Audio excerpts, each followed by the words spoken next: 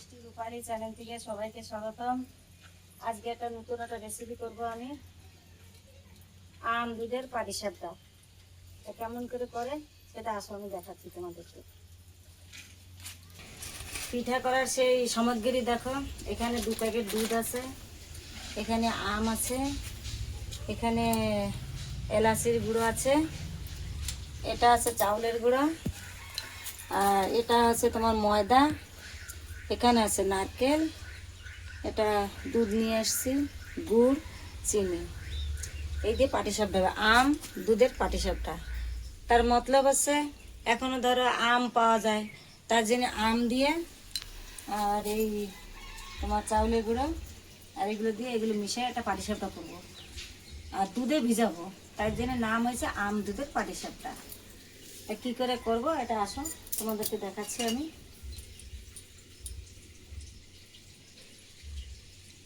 আমটাকে আগে বের করে নিচ্ছি।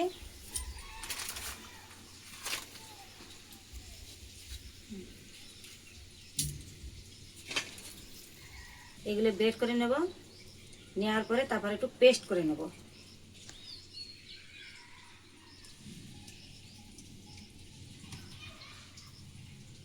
আমার উঠানো হয়ে গেছে সব। এবার আমি মিক্সার এতে দিয়ে দেবো পিসাবার জন্য, একটু সব পিসাই নিয়ে আসবো পেস্ট করে। বাটি 2 বাটি করে আছে, ময়দা 2 বাটি আর চাউলের গুঁড়ো 2 বাটি। এই দুটো একসঙ্গে মিক্সির জারে আমি পিসাই নিয়ে আসছি। এবার কড়াইটা বসাই দিচ্ছি, বসায় নারকেলের পুরটা ভেজে নিই। দুধটা দিয়ে দিচ্ছি এখন,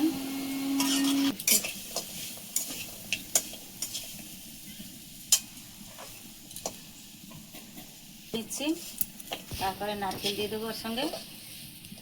দুধটা হয়ে গেছে, এবার একটু ছোট এলাচির গুঁড়ো দিয়ে দেবো, ছোট এলাচির গুঁড়ো একটু দিয়ে দিচ্ছি।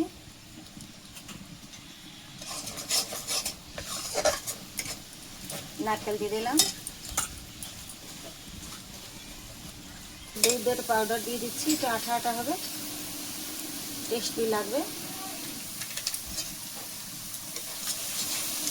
করে করলে টেস্ট বেশি লাগে। হ্যাঁ, একটু দুধ এলাচি এইসব দিয়ে দেবে বলে পুরটা আরও সুন্দর লাগবে, খেতে দিয়ে টেস্ট লাগবে।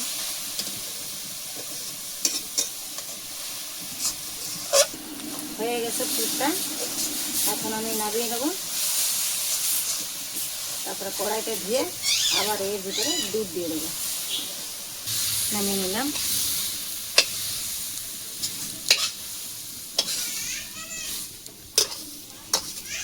দুধটা হয়ে গেছে। এই যে আমি পেস্টটা তৈরি করে নিয়ে এসেছি, দেখো কত সুন্দর পেস্ট হয়ে গেছে। আগে দুধটা জ্বালিয়ে নেব,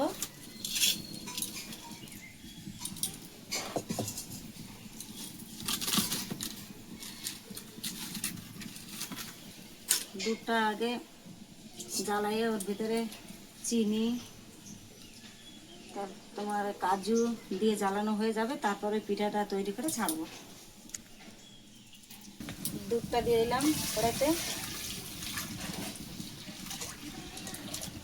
আমি এর ভিতরে কিশমিশ দুটো দিয়ে দিচ্ছি,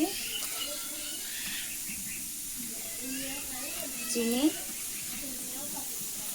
আধা বাটির মতন, তো বেশি দেবো না চিনি, কেননা আমটাও মিষ্টি আছে ওই জন্য। বন্ধুরা ভাবতে পারো এখন কেন ওয়ার টাইমে পিঠা তৈরি করছে পাটিসাপটা, কেননা ঠান্ডার সময় তো তখন তো আম পাওয়া যায় না, আর এখন আম পাওয়া যাচ্ছে, ওই জন্য এই পিঠাটা তৈরি করা হচ্ছে। তখন আমরা করি পাটিসাপটা অন্যভাবে করি, আর এখন আম পাওয়া যাচ্ছে বলে আম দুধের পাটিসাপটা, এর নাম আছে আম দুধের পাটিসাপটা করা হচ্ছে। ওইটা আমাদের বাবু এসে গেছে খাওয়ার জন্য। ছাড়ো ছাড়ো ছাড়ো, দুধটা হয়ে গেছে। এখন এই যে এখন এলাচির গুঁড়ো দিয়ে দেবো। এই যে কুনু বাবু এসে গেছে খাওয়ার জন্য, দেখো দেখো, হাই দাও হাই দাও, এখানে হাই করো, হাই হাই হাই, ওই যে ওই যে ওই যে হাই, বাই করো বাই করো, পপ দিয়ে দাও, পপ এলাচের গুঁড়ো দিয়ে দিলাম।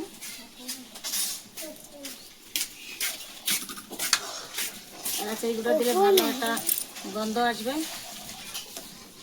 এবার আমার দুধটা হয়ে গেছে, আমি এটা নামিয়ে দেবো। যে আরম্ভ করলাম এমনি করে করবে।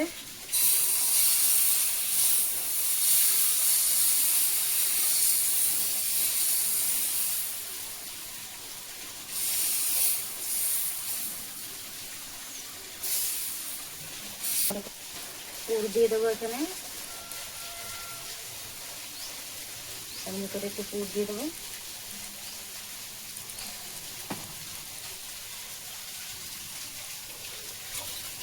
আস্তে আস্তে করে করে একটু উঠাতে হবে।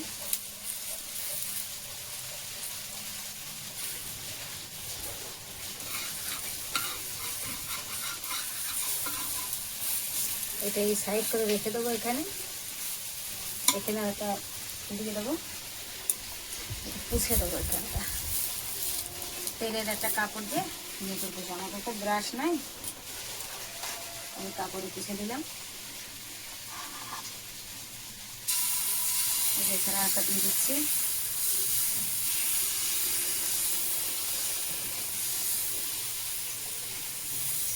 এমনি করে করে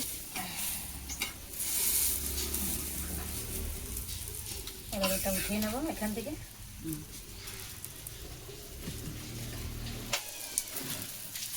এমনি করে করে সব পিঠাগুলো আমি তৈরি করে নেব। এটা এখানে থাকবে, আবার এটা দিয়ে একটু পুষে নেবো কাপড় দিয়ে। আমার কাছে তো ব্রাশ নাই, তাই আমি তৈরি হয়ে গেছে বন্ধুরা, দেখো। এবার আমি দুধে ভিজিয়ে দেবো এটা।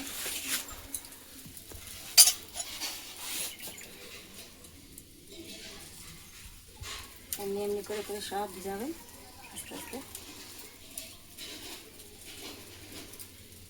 আধা ঘন্টা হয়ে গেলে এটা ভিজে যাবে, খেতে পারবে।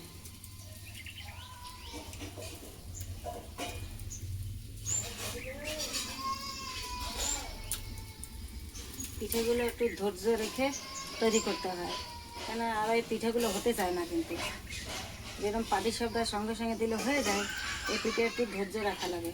আস্তে আস্তে আস্তে আস্তে করে এগুলো তৈরি করতে হয়।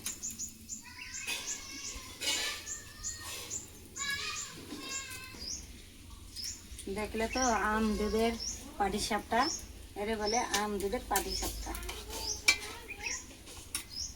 সবাই এমনি করে তৈরি করে খেয়ে দেখবেন কেমন হয়েছে।